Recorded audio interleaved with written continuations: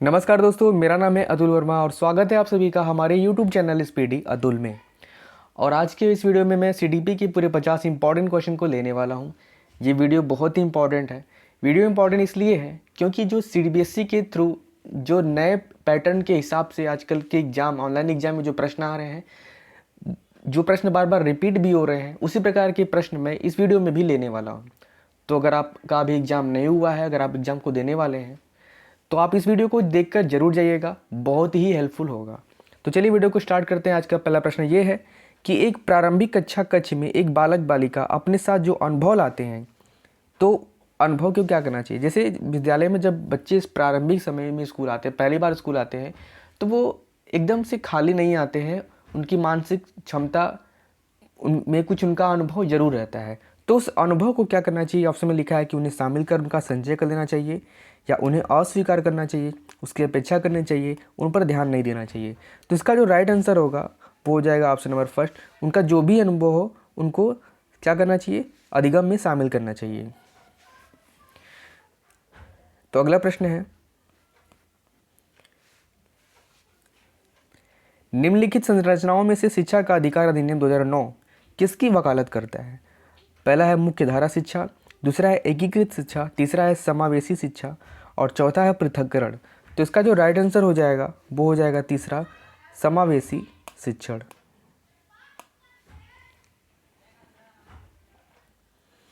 अगला प्रश्न है कि बच्चों को प्रश्न कक्षा में प्रश्न, पहला है पूछने से रोकना चाहिए। जी नहीं, प्रश्न पूछने से बिल्कुल भी नहीं रोकना चाहिए।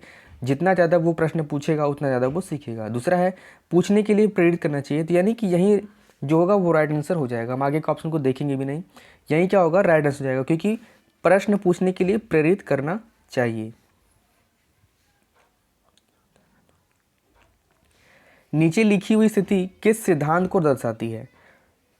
ये सिद्धांत लिखा है कि जो विद्यार्थी अच्छा प्रदर्शन नहीं कर पाते, वे महसूस करते हैं कि पर्याप्त रूप से अच्छे नहीं हैं और हतोत्साहित महसूस करते हैं, तब उनमें बिना प्रयास के कार्य को आसानी से छोड़ देने की संभावना होती है।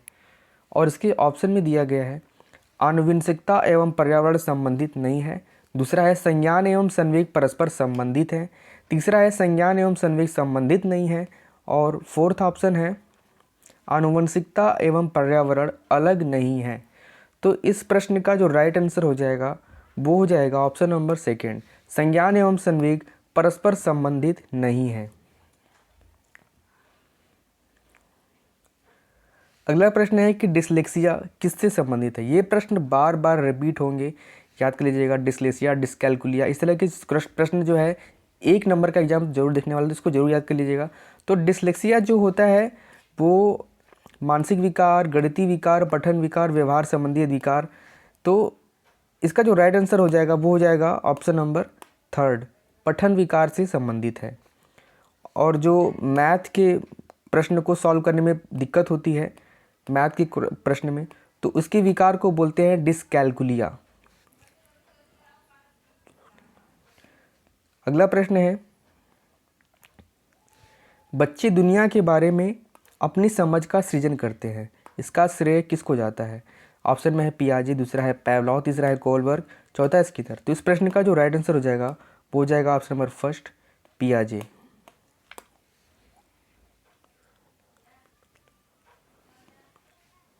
अगला प्रश्न है, निम्न में से कौन से कथन को सीखने की प्रक्रिया की विशेषता नहीं माननी चाहिए। ऑप्शन है शैक्षिक संस्थान एकमात्र स्थान है जहां अधिगम प्राप्त होता है। तो प्रश्न देखिए निगेटिव है कि में से कौन से कथन को सीखने की प्रक्रिया की विशेषता नहीं माननी चाहिए। तो शैक्षिक संस्थान एकमात्र ऐसा स्थान नहीं है जहाँ से अधिगम प्राप्त होता है। हम परिवार से, घर से, माहौल से, पर्यावरण से भी कुछ ना कुछ सीखते हैं। तो ये नेगेटिव प्रश्न का जो नेगेटिव आंसर यानी पहला आंसर ही हो जाएगा कि शैक्षिक संस्थान एकमात्र स्थान है जहाँ अधिगम प्राप्त होता है, ऐसी बात नहीं है, विशेषता नहीं माननी चाहिए। तो इस प्रश्न का राइट आंसर फर्स्ट हो जाएगा।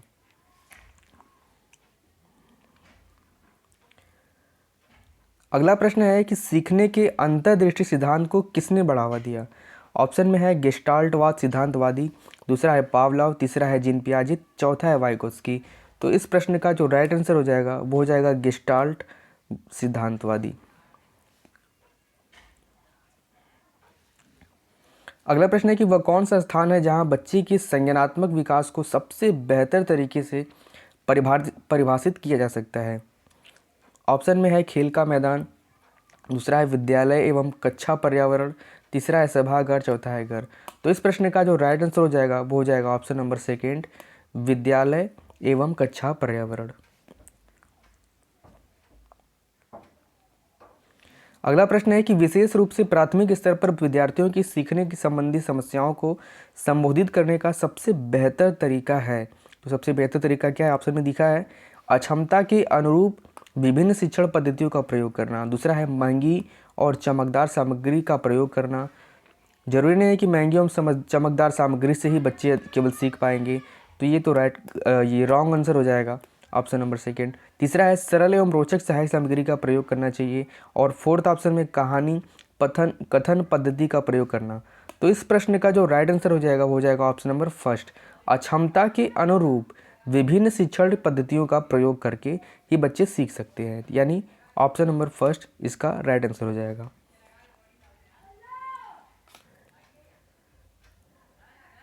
अगला प्रश्न है कि आंशिक पुनर्बलन, इसके ऑप्शन में लिखा है वास्तविक कक्षा कक्ष में अनुप्रयुक्त नहीं किया जा सकता है, दूसरा है पशुओं को प्रशिक्षित करने में सर्वाधिक कार्य करता है, तीसरा है सतत पुनर्बलन की अपेक्षा अधिक प्रभावी होता है, चौथा है सतत पुनर्बलन की अपेक्षा कम प्रभावी होता है। तो इस प्रश्न का जो राइट आंसर हो जाएगा वो हो जाएगा ऑप्शन नंबर थर्ड, सतत पुनर्बलन की अपेक्षा अधिक प्रभावी होता है। अगला प्रश्न है कि एक बच्चा जो डैश से ग्रस्त है, यहाँ पे क्या भरना है?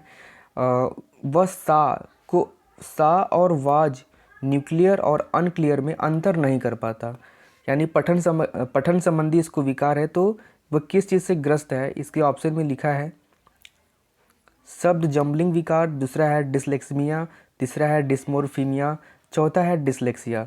तो इस प्रश्न का जो राइट आंसर हो जाएगा वो हो गया डिसलेक्सिया। मैंने कहा था कि क्वेश्चन बार बार रिपीट होते हैं और बहुत ही ज़्यादा संभावना है इस प्रश्न के एग्ज़ाम में आने की, तो इस प्रश्न को ज़रूर याद करके जाइएगा। अगला प्रश्न है कि विद्यार्थियों को के पोर्टफोलियो के लिए सामग्री का चयन करते समय, पहले तो ये पोर्टफोलियो क्या होता है? पोर्टफोलियो एक प्रकार की फाइल होती है। पोर्टफोलियो एक प्रकार की फाइल होती है जिसमें बच्चों के बारे में सब कुछ विवरण लिखा रहता है कि बच्चा कैसा है। तो पोर्टफोलियो को क्या करना चाहिए? पोर्टफोलियो की सामग्री का चयन करते समय डैश का जरूर होना चाहिए। तो क्या होना चाहिए? पहला है विद्यार्थियों समावेशन, दूसरा है अभिभावकों समावेशन, तीसरा है विद्यार्थियों बहिष्करण, और चौथा है अन्य शिक्षक समावेशन। तो इस प्रश्न का जो राइट आंसर हो जाएगा वो हो जाएगा विद्यार्थी समावेशन, ऑप्शन नंबर फर्स्ट इसका राइट आंसर हो जाएगा।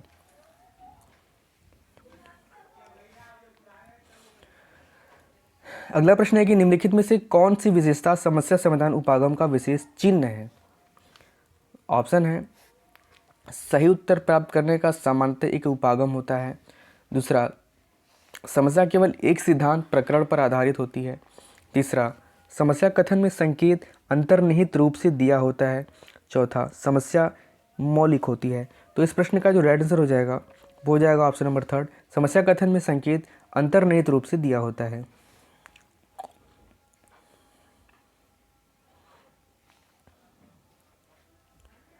अगला प्रश्न है कि एक सशक्त विद्यालय में अपने शिक्षकों में निम्नलिखित योग्यताओं में से किसे सर्वाधिक बढ़ावा देगा? पहला है प्रतिस्पर्धात्मक अभिवृत्ति, दूसरा है परीक्षण करने की प्रवृत्ति, तीसरा है स्मृति, और चौथा है अनुशासित स्वभाव। तो इस प्रश्न का जो राइट आंसर हो जाएगा वो हो जाएगा प्रतिस्पर्धात्मक अभिवृत्ति।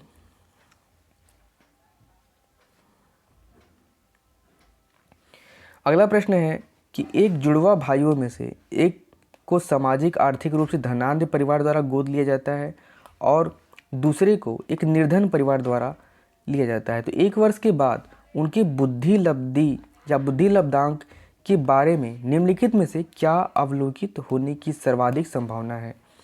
तो इसके ऑप्शन है धनी सामाजिक आर्थिक परिवार वाले लड़के की अपेक्षा निर्धन परिवार वाला लड़का अधिक अंक प्राप्त करेगा, दूसरा है सामाजिक आर्थिक स्तर पर बुद्धि लब्धि बुद्धि लब्धांक को प्रभावित नहीं करता।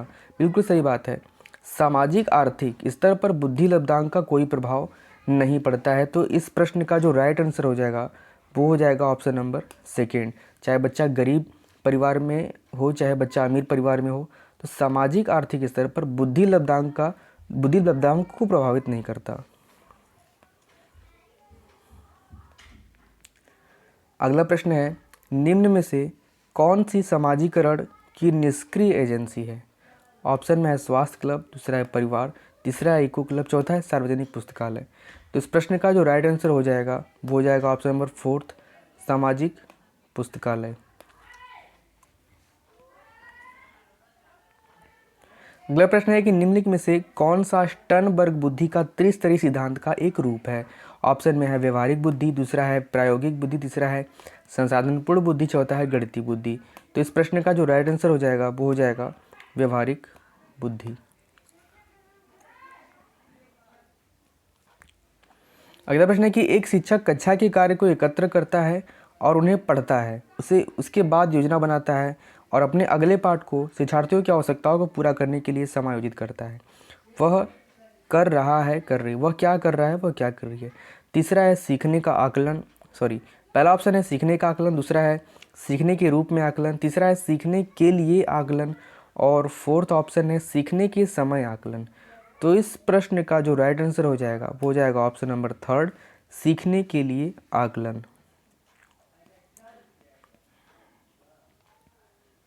अगला प्रश्न है कि सभी के लिए विद्यालयों में सभी की शिक्षा निम्नलिखित में से किसके लिए प्रचार वाक्य हो सकती है? ऑप्शन है सशक्तिकरण शिक्षा, समावेशी शिक्षा, सहयोगात्मक शिक्षा और पृथक शिक्षा। तो इस प्रश्न का जो राइट आंसर है वो हो जाएगा समावेशी शिक्षा।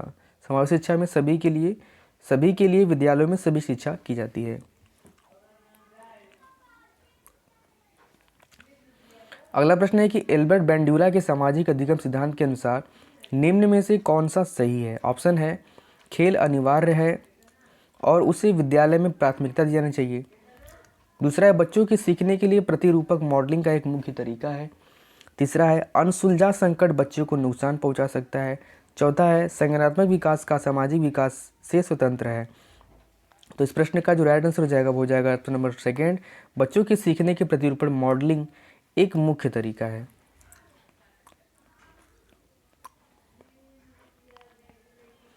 अगला प्रश्न है कि निम्न में से कौन सी शब्दावली प्रायः अभिप्रेरणा के साथ अंत बदलाव के साथ इस्तेमाल की जाती है?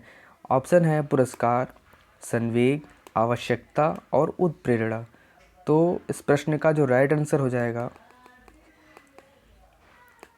वो हो जाएगा ऑप्शन नंबर थर्ड, आवश्यकता। अगला प्रश्न है शिक्षार्थियों अधिगमकर्ता की व्यक्तित्व विभिन्नताओं में के संदर्भ में शिक्षिका को क्या करना चाहिए? पहला है निगमनात्मक पद्धति के आधार पर समस्याओं का समाधान करना, दूसरा है कलन विधि एल्गोरिथ्म का अधिकतर प्रयोग करना, तीसरा है याद करने के लिए शिक्षार्थियों को तथ्य उपलब्ध कराना और चौथा है विविध प्रकार के अधिगम परिस्थितियों का उपलब्ध कराना। तो इस प्रश्न का जो राइट आंसर हो जाएगा वो हो जाएगा ऑप्शन नंबर फोर्थ, विविध प्रकार के अधिगम परिस्थितियों को उपलब्ध कराना। अगला प्रश्न है कि बच्चों के बारे में निम्नलिखित में से कथनों में से किस कथन से वाइगोत्स्की सहमत है? पहला है बच्चे तब सीखते हैं जब उनके लिए आकर्षक पुरस्कार निर्धारित किया जाए, दूसरा है बच्चों के चिंतन को तब समझा जा सकता है जब प्रयोगशाला में पशुओं पर प्रयोग किया जाए, तीसरा है बच्चे जन्म से शैतान होते हैं और उन्हें दंड देकर नियंत्रित किया जाना चाहिए, चौथा है बच्चे समवयस्कों और वयस्कों के साथ सामाजिक अंतःक्रियाओं के माध्यम से सीखते हैं।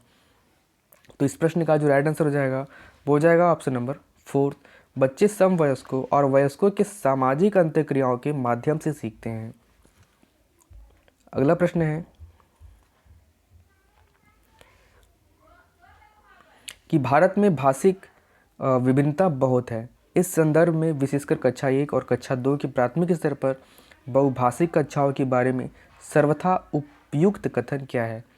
ऑप्शन है विद्यालय में उन्हीं बच्चों को प्रवेश दिया जाना चाहिए जिनकी मातृभाषा वही है, जो शिक्षा के लिए अपनाई जा रही हैं।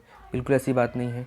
अगर गांव का बच्चा अगर भोजपुरी बोलता है, अगर विद्यालय में हिंदी बोली जाती है, ज़रूरी नहीं कि उसका एडमिशन नहीं लिया जाएगा। तो ये ऑप्शन तो गलत हो गया। सेकेंड ऑप्शन है शिक्षक को सभी भाषाओं का सम्मान करना चाहिए। जी हाँ, ये बिल्कुल सही बात है। आगे बढ़ते हैं। और सभी भाषाओं में अभिव्यक्ति के लिए बच्चों को प्रोत्साहित करना चाहिए। तो इस प्रश्न का जो यही आंसर हो जाएगा ऑप्शन नंबर सेकेंड। आगे के ऑप्शन को देखेंगे तो जो बच्चे कक्षा में मातृभाषा का उपयोग करते हैं, अध्यापक को उनकी उपेक्षा करनी चाहिए। बिल्कुल गलत बात है, कभी भी उनकी उपेक्षा नहीं करनी चाहिए। और अगले के ऑप्शन में लिखा है कि शिक्षार्थियों को अपनी मातृभाषा या स्थानीय भाषा का प्रयोग करने पर दंडित किया जाए। ये भी गलत बात है, यानी कि option number second right answer है।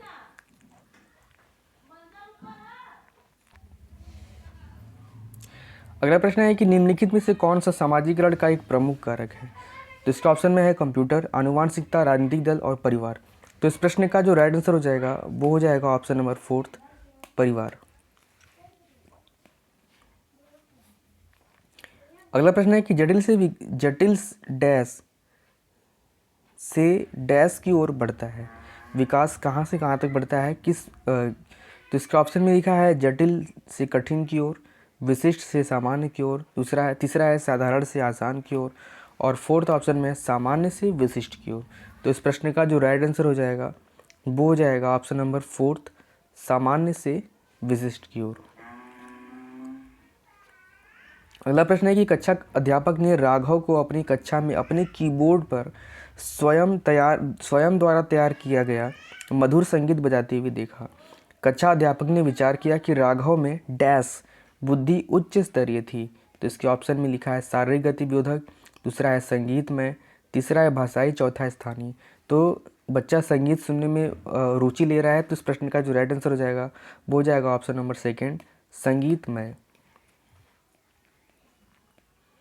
अगला प्रश्न है कि विद्यार्थियों में संप्रदायात्मक विकास को प्रोत्साहन देने के लिए निम्नलिखित में से कौन सी विधि सबसे प्रभावी है।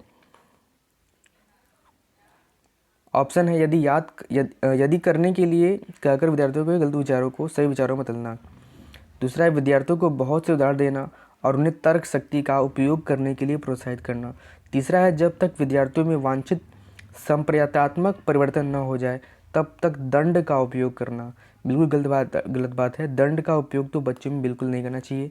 अगला है पुराने प्रत्ययों में से किसी संदर्भ के बिना नए प्रत्ययों को अपने आप समझा जाना चाहिए। तो इस प्रश्न का जो राइट आंसर हो जाएगा वो हो जाएगा ऑप्शन नंबर सेकेंड, विद्यार्थियों को बहुत से उदाहरण देना चाहिए और उन्हें तर्क शक्ति का उपयोग करने के लिए प्रोत्साहित भी करना चाहिए।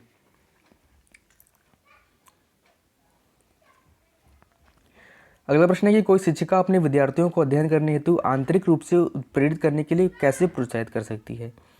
ऑप्शन है प्रतियोगात्मक परीक्षण से, दूसरा है व्यक्तिगत लक्ष्य निर्धारित करने और उनमें निपुणता पाने में उन्हें मदद देकर, तीसरा है साफ सफाई पढ़ने वाले इनाम देकर जैसे टॉफ़ी, चौथा है उनमें चिंता और डर पैदा करके। तो उसका राइट आंसर हो जाएगा ऑप्शन नंबर सेकेंड, व्यक्तिगत लक्ष्य निर्धारित करने और उनमें निपुणता पाने में उन्हें मदद देकर।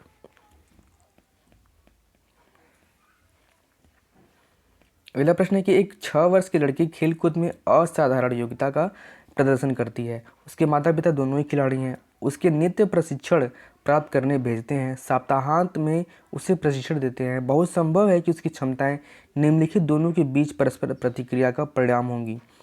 तो इसके ऑप्शन में लिखा है वृद्धि और विकास, दूसरा है स्वास्थ्य और प्रशिक्षण, तीसरा है अनुशासन और पौष्टिकता, चौथा है आनुवंशिकता और पर्यावरण। तो इस प्रश्न का जो राइट आंसर हो जाएगा वो हो जाएगा आनुवंशिकता और पर्यावरण। अगला प्रश्न है जिन पियाजे के अनुसार प्रारूप स्कीमा निर्माण वर्तमान योजनाओं के अनुरूप बनाने हेतु नवीन जानकारी में संशोधन और नवीन जानकारी के आधार पर पुरानी योजनाओं में संशोधन के परिणाम के रूप में घटित होता है, इन दो प्रतिक्रियाओं को जाना जाता है किसके द्वारा। तो ऑप्शन में है समावेशन और अनुकूलन के रूप में, दूसरा है सामीकरण और संशोधन के रूप में, तीसरा है समावेशन और समायोजन के रूप में, और चौथा है समायोजन और अनुकूलन के रूप में। तो इस प्रश्न का जो राइट आंसर हो जाएगा वो हो जाएगा ऑप्शन नंबर थर्ड, समावेशन और समायोजन के रूप में। अगला प्रश्न है कि लेव वाइगोत्स्की के समाज संरचना सिद्धांत में दृढ़ विश्वास रखने वाले शिक्षक ने के नाते आप अपने बच्चों के लिए आकलन के लिए निम्नलिखित में से किस विधि को वरीयता देंगे। ऑप्शन है मानकीकृत परीक्षण, दूसरा है तथ्यों पर आधारित प्रत्यास्मरण के प्रश्न, तीसरा है वस्तुपरक बहुविकल्पीय प्रकार के प्रश्न। चौथा है सहयोगी प्रोजेक्ट। तो इस प्रश्न का जो राइट आंसर हो जाएगा वो हो जाएगा ऑप्शन नंबर 4 सहयोगी प्रोजेक्ट।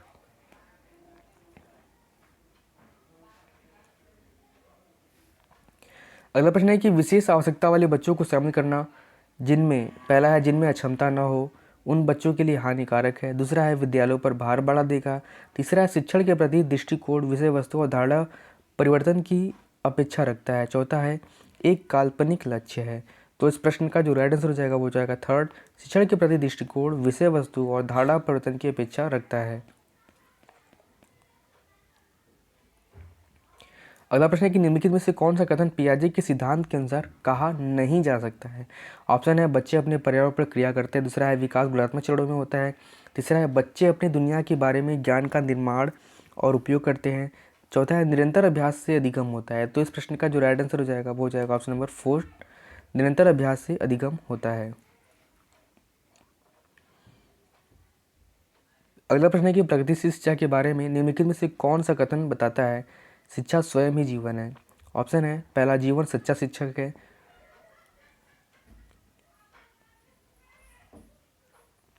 दूसरा है स्कूल शिक्षा को यथासंभव लंबे समय तक जारी रखना चाहिए। तीसरा है स्कूल की आवश्यकता नहीं है बच्चे अपना जीवन के अनुभव से सीख सकते हैं। चौथा है स्कूलों में शिक्षा सामाजिक और प्राकृतिक दुनिया को प्रतिबिंबित करे। तो इस प्रश्न का राइट आंसर यही हो जाएगा ऑप्शन नंबर 4 कि स्कूलों में शिक्षा सामाजिक और प्राकृतिक दुनिया को प्रतिबिंबित करे।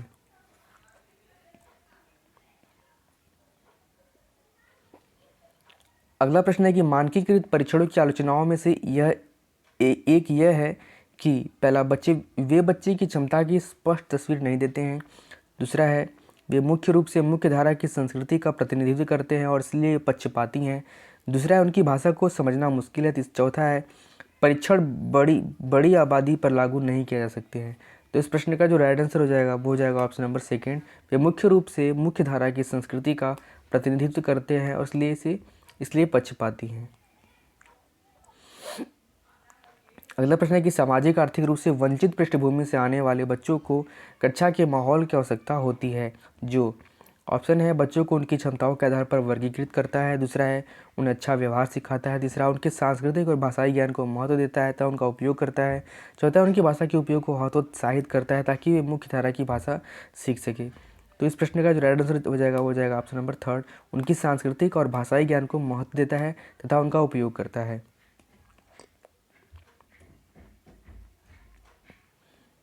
अगला प्रश्न है कि निम्नलिखित में से कौन सा एक संवेग है उत्तेजना स्मृति डर ध्यान।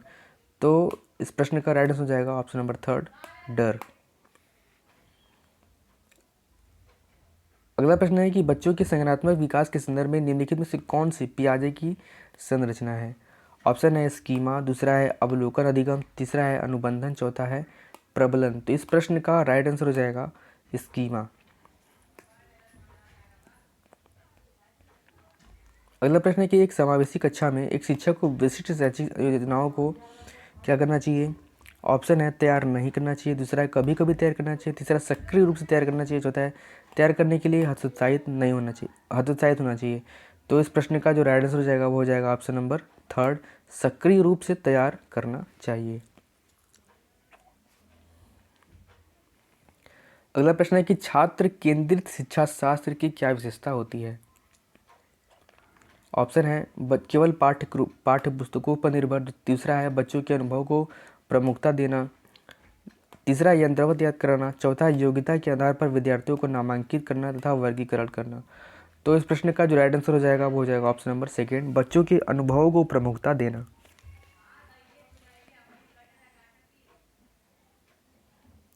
अगला प्रश्न है कि निम्नलिखित में से कौन सी प्रथाएं सार्थक अधिगम को बढ़ावा देती हैं। पहला है शारीरिक दंड। बिल्कुल नहीं, शारीरिक दंड बच्चों को तो नहीं देना चाहिए यानी कि ये तो गलत हो गया। दूसरा है सहयोगात्मक अधिगम पर्यावरण। बिल्कुल सही बात है। तीसरा है सतत एवं समग्र मूल्यांकन। ये भी सही बात है, ये भी करना चाहिए। निरंतर तुलनात्मक मूल्यांकन ये भी सही है।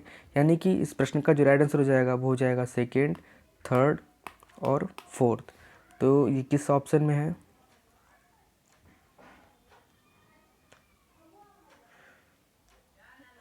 जी नहीं, निरंतर तुलनात्मक निरंतर तुलनात्मक भी नहीं करना चाहिए बच्चों को, यानी कि फोर्थ और फर्स्ट, ये ऑप्शन गलत हो जाएगा। सेकेंड और थर्ड ये सही है, यानी कि इस प्रश्न का आंसर है सेकेंड और थर्ड। कौन से ऑप्शन में है, तो ये जो है ऑप्शन नंबर सेकेंड में। इस प्रश्न का राइट आंसर हो जाएगा सेकेंड, दूसरा।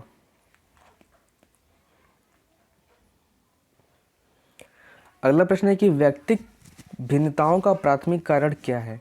पहला है लोगों के द्वारा माता पिता से प्राप्त आनुवंशिक संकेत पद्धति कोड, दूसरा है जन्मजात विशेषताएं, तीसरा है पर्यावरणीय प्रभाव, चौथा है आनुवंशिकता एवं पर्यावरण के बीच पारस्परिक क्रिया। तो यही इस प्रश्न का राइट आंसर हो जाएगा, आनुवंशिकता और पर्यावरण के बीच का जटिल पारस्परिक क्रिया। अगला प्रश्न है कि कक्षा में विद्यार्थियों के व्यक्तित्व विभेद। पहला है लाभकारी नहीं है, क्योंकि अध्यापकों को वैविध्यपूर्ण कक्षा को नियंत्रित करने की आवश्यकता है। दूसरा है हानिकारक है, क्योंकि इनसे विद्यार्थियों में परस्पर द्वंद्व उत्पन्न होते हैं। तीसरा है अनुपयुक्त है, क्योंकि वे सर्वाधिक मंद विद्यार्थी के स्तर पर पाठचर्चा के स्थानांतरण की गति को कम करते हैं। चौथा है लाभकारी है, क्योंकि वे विद्यार्थियों की संज्ञानात्मक संरचनाओं को खोजने में अध्यापकों को प्रवृत्त करते हैं। तो इस प्रश्न का जो राइट आंसर हो जाएगा वो जाएगा ऑप्शन नंबर फोर्थ, लाभकारी हैं। क्यों? क्योंकि वे विद्यार्थियों की संज्ञानात्मक संरचनाओं को खोजने में अध्यापकों को प्रवृत्त करते हैं। अगला प्रश्न है कि निम्नलिखित में से कौन सा विकासात्मक विकार का उदाहरण नहीं है।